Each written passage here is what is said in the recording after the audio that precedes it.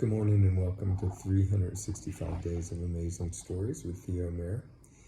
Here we are on day 267, and I'm continuing the story of Anis al-Jalis and Nur al-Din Ali ibn Khaqah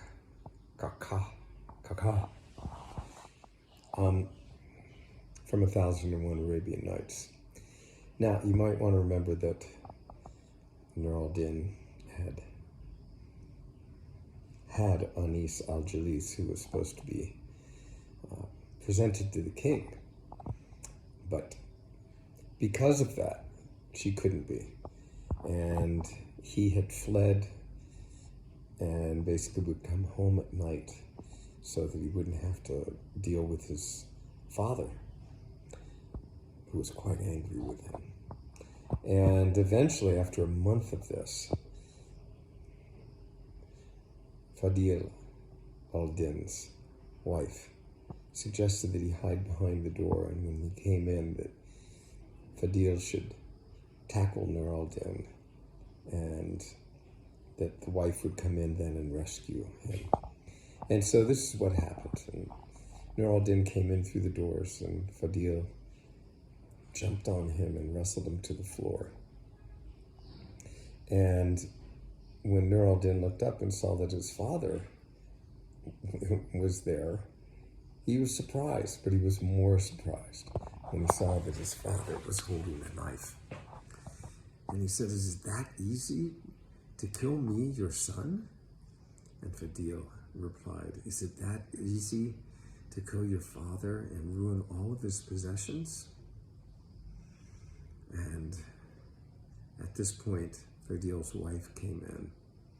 And when she did, there was something that just broke in Fadil's heart. And the anger was gone, and he started sobbing. And Nur al-Din recited some passages and asked him for forgiveness, which Fadil gave him. And Fadil said, "Listen, I would give you Anis al-Jalis as your wife if you would treat her well." And Nur al-Din said, "Is that what you wish? Do you wish me to treat her well?" And Fadil said, "Of course. You should honor her. You should not take a second wife. Be kind to her and loving, and never speak harsh words to her." And Nur al-Din said, "Fine, I will do this." And Nur al-Din lived with Anis al-Jalis there in the palace of his father for a year and enjoyed every moment of it. Now, the king completely forgave Fadil al-Din for what had happened, because he was loved by everyone. He was generous and kind. But the other vizier had continued to hope and wish for something bad to go wrong for Fadil. Well, it turned out that one day, Fadil, he went to the baths to refresh himself. And when he came out of the baths, he was still perspiring. And as he was walking from the baths back to his palace, he took a cold. He became very, very cold. And when he got home, he took to his bed. And there he lay in bed until it got to the point where he could hardly get up. And at this point in time, he called to his son, Nur al-Din, and he said, "I'm on my deathbed, and I'm going to be leaving you everything. And the only thing that I ask is that you take care of your mother and Anis al-Jalis." "Father," he said, you cannot go. How will I live without you? You are the shining sun to me. You are everything to me. There's no greater man in this city than you. You cannot leave. My son, it is my time. Death is allotted to us all, and my time has come. Do not mourn long. Get on with things, and worry not. All will be well. And at this point,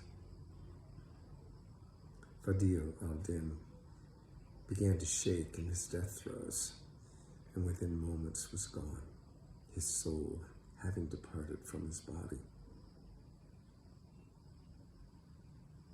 When news reached the king, and the king spread the news, everyone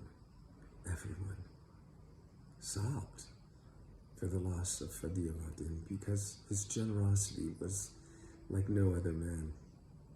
He gave away anything that he could for anyone in need. The children in school mourned, his neighbors mourned, everyone mourned for him, but none more so than Nur al-Din. He went into mourning for such a long time, deep mourning, to the point where he could hardly do anything at all. And finally, one day, there was a knock upon the door.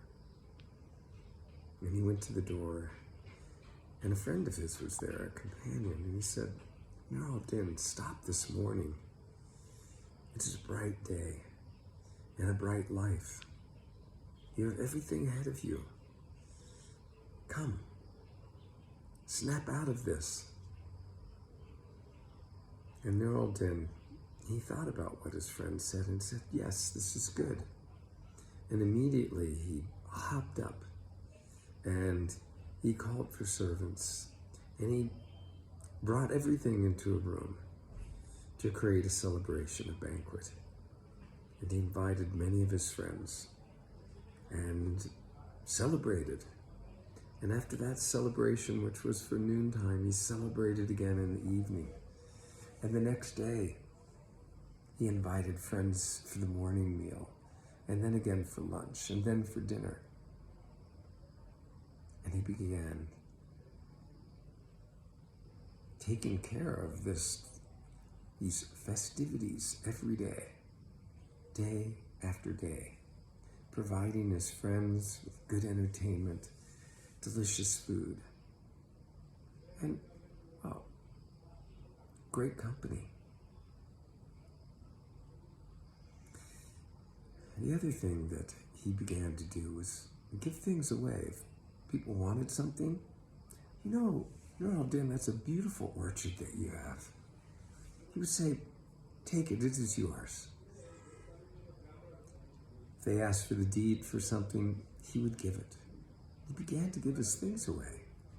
The steward came to him and said, Nur al-Din, you cannot keep going on like this, for if you do, you will be left with nothing.